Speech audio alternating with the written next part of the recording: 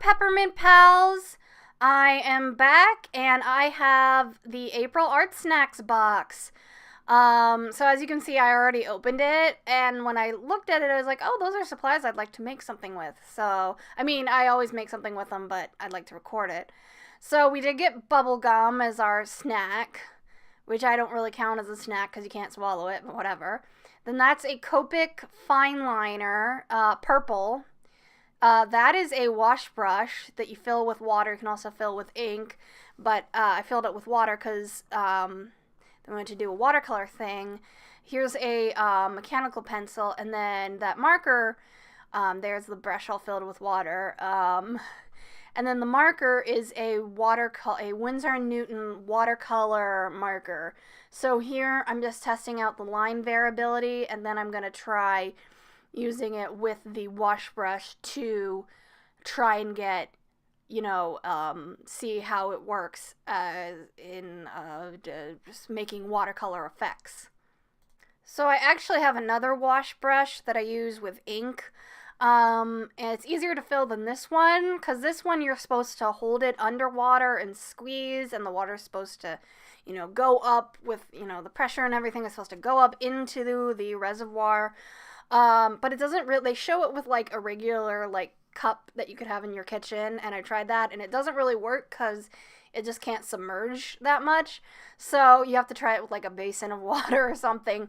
So I actually cheated and I took off like a piece of it and filled it like another brush, but I don't want to keep doing that just because, it might be damaging to the brush. So in the future, I'll probably get a basin and fill it the correct way.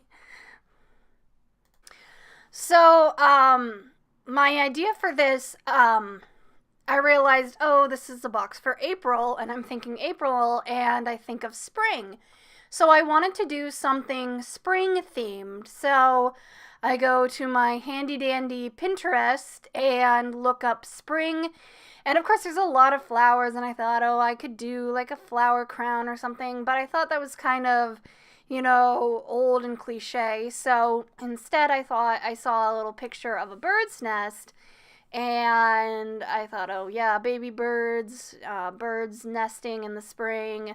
And so I came up with this idea of this girl who her hair kind of turns into a bird's nest, and you get little eggs in that nest.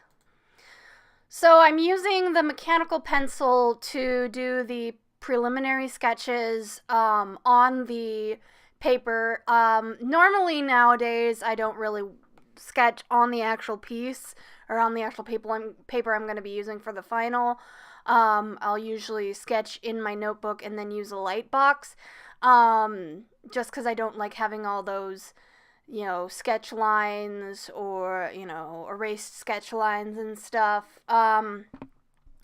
But for this one, since it was kind of just a test, and because I wanted to use just the materials that were in the Art Snacks box, except of course the erasers I'm using there, I did it on the paper. So, review of the mechanical pencil, I actually really like it.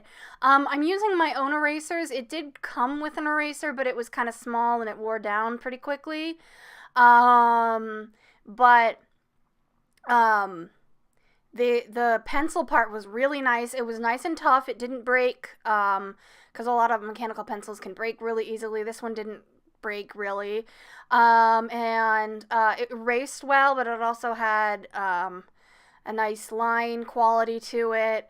And it's nice because I actually haven't used mechanical pencils in a long time. I use mostly, harder lead art pencils to do my sketches. And so it was interesting working with a mechanical pencil again. And this one, I think, worked really nicely. So I really like this mechanical pencil that they gave me. So that's a positive review for that. So in terms of doing the hairdo, it was a little bit difficult, simply because I wanted to make it look not like she had like a hat or a nest resting on her head like a hat. I wanted to make it look like her hairdo was actually made into a nest, like maybe around the eggs or what have you. So I kind of using the, the lines of her hair, I kind of made it look, trying to get it to go up at an angle, but I also wanted that little bit of hair in front of her face kind of falling. So it was kind of difficult getting the right look for that. Here, what I'm actually doing is I'm starting, the sketches from her face, from the bottom of her hairline on her face, and moving them up and then kind of curling them into that nest on top of her head. Another thing that I kind of struggled with in the final sketch was, I don't know if you can see on the thumbnail there, the way I did her neck, it was kind of long and stylized, and I really like the way that looked on the thumbnail, so I was struggling because, you always want to try and make your things look realistic, but if you want to do a stylized version, you kind of have to balance those two, and you're going to have to know how to break the rules. So for a while I was trying to do realistic, and then I was trying to figure out how to get it stylized so that it looks good, but it doesn't look like bad in terms of, you don't know how anatomy works or anything, but it still looks stylized. So here I am using the purple Copic fine liner, and it's really, really thin. It's 0.05, which is like a 0.05 on micron, which is 0.2 millimeters, so it's really thin. And I used to like using thin fine liners a lot when I was younger, and now I like using a variety. In fact, I almost like using thick because you can almost get more line variety out of that. You can make a thick liner thin, but you can't make a thin liner thick unless you go over it several times. But it was nice kind of giving this a try, I guess. I kind of wish I had just more like thickness. I had more fine liners with different thicknesses.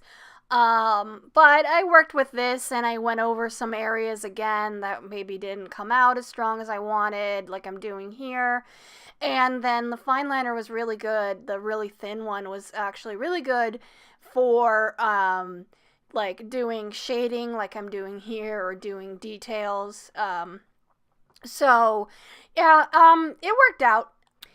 In terms of the color, I actually really like that purple color. With the thin lines and everything, it almost gave kind of the feel of, like, at least on the piece, it looked like a ballpoint pen, maybe. And I actually, in my pencil case, I have a purple ballpoint pen, so maybe that's what I was thinking of when I was doing this. And actually, speaking of pencil cases, fun little tangent here. I was actually at the art museum today, and they had these cute little, like, they look like clutch purses, but they were kind of larger than that, and they were really cute. They had like a pattern, and then like kind of something attached to the purse that went with the pattern. So they like had pencils, and they had like an old pencil attached to it, or there was one I really liked, like had pictures of desserts, and they had like a fake foam donut attached to it. I'm like, oh, this is really cute, and they're bigger than my pencil case. I could use them as new pencil cases and fit more stuff in, but they were $175, so that didn't end up happening, unfortunately. So maybe I'll ask for it for Christmas or something. I don't know.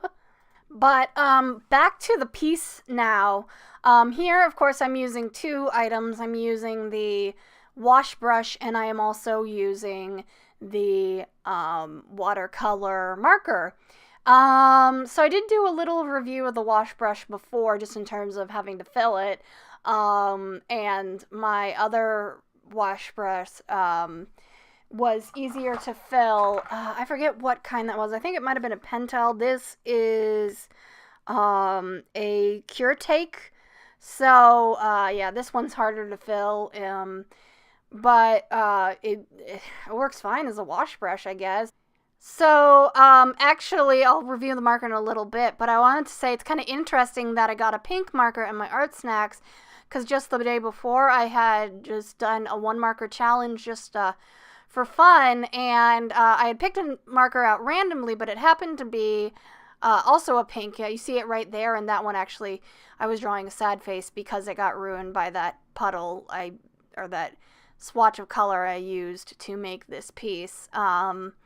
But I just thought that was an interesting, like, coincidence there.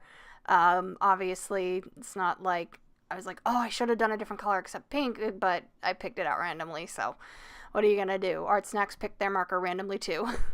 But, so, in terms of the watercolor marker, this is a new supply, I guess. I had never used it before, and what's interesting about it is you have strong lines and you kind of feather out from there, because you got strong lines of the marker, and then you kind of blend them with the water, and it doesn't really dilute the strong lines very much. It just kind of maybe it does a little bit, but not enough that they're not the most prominent part.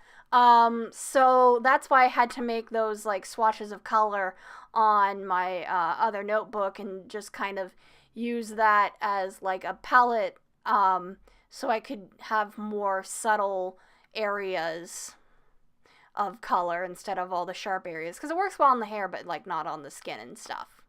So I was trying to think of what I could do to make it more spring-like, just in terms of the background. And so here I'm adding in leaves, and I start with just a couple spaced around, and then I put them in clumps, and I like that because it makes it look more natural. So here I'm just sketching them out with a pen, and then I'll go over the lines a little bit more with that pen, that fine liner, to make them darker, and then I'm going to use the marker to paint them in, and you'll see me do that in just a little bit here.